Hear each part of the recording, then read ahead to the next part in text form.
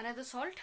This we are not preparing from brine, but this is another salt that you have to study, and the name of the salt is calcium oxychloride. Here, manufacture of calcium oxychloride. The formula is CaOCl2, and the common name of the salt is bleaching powder. All of you have heard a lot about this. For preparing bleaching powder, chlorine is passed into dry slaked lime. Now if you remember, slaked lime we have done in chapter 1, and it is calcium hydroxide. So dry calcium hydroxide is taken and chlorine is passed into this, and when a reaction occurs, then it produces calcium oxychloride, which is called bleaching powder, along with water. Right. The uses of bleaching powder, I have listed it down over there. It is used as a bleaching agent for paper and for fabric.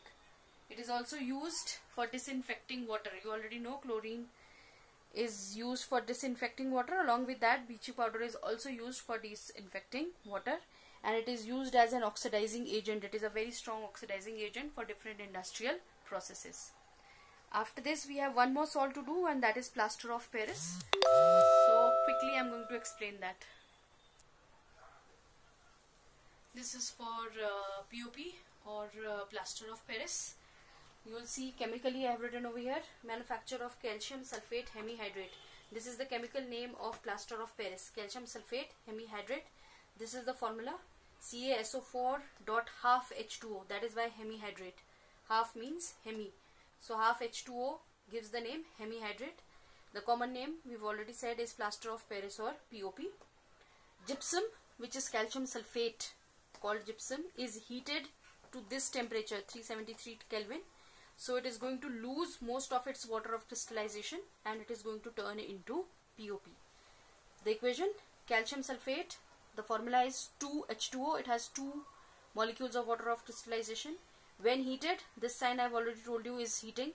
It is going to lose its 1.5 molecules of water and is going to become calcium sulfate hemihydrate or plaster of Paris. Very important note, POP should always be stored in airtight containers because it absorbs water, and if it absorbs water, it is again going to form gypsum, and it's going to become a solid hard mass, so it will be of no use. So this reaction that we have written over here, this is sort of reversible reaction. If this amount of water is again absorbed by POP or is added to POP, it is going to become gypsum again.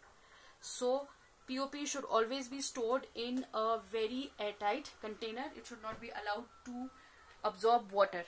Uses, all of you know, it is used for making toys, it is used for making statues, it is used for making false ceilings, and it is used for plastering of the broken bones. So these are some of the salts that we have to do in this chapter.